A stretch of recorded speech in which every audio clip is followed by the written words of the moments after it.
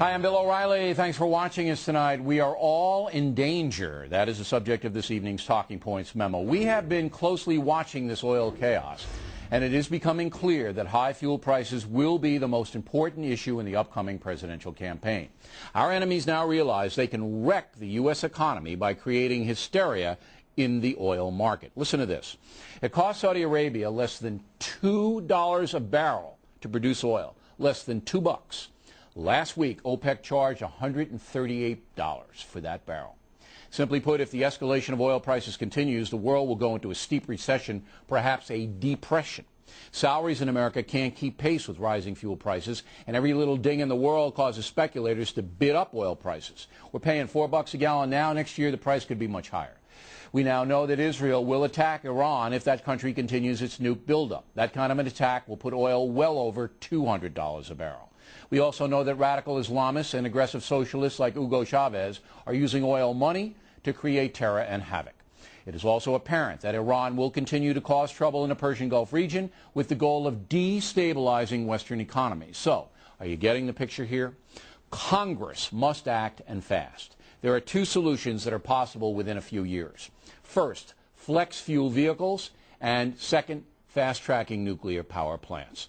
Flex fuel vehicles use a combination of alcohol-based fuels like ethanol and methanol combined with gasoline. The cars can run on both and switch from one to another. This would obviously drastically cut our use of gasoline. Brazil has millions of flex fuel vehicles, many made in the USA, and they primarily run on sugar-based ethanol, which Brazil would like to sell to us. However, Congress has imposed big tariffs on fuel imports from Brazil to protect American oil companies, which continue to gouge us in shameful ways. Simply put, Americans must demand that Congress and the new president stop the nonsense, or there will be a world war over oil. That will happen, and it'll make Iraq look like a high school prom. These OPEC gangsters are hurting us, and they're not going to stop. So this is obviously a national security issue, and Congress must mandate by law, that American auto companies begin mass producing flex fuel vehicles and quickly phase out gas-only products.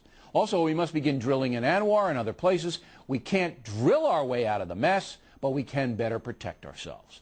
At this point, that is much more important than environmental theory, which has slowed the U.S. use of nuclear power as well.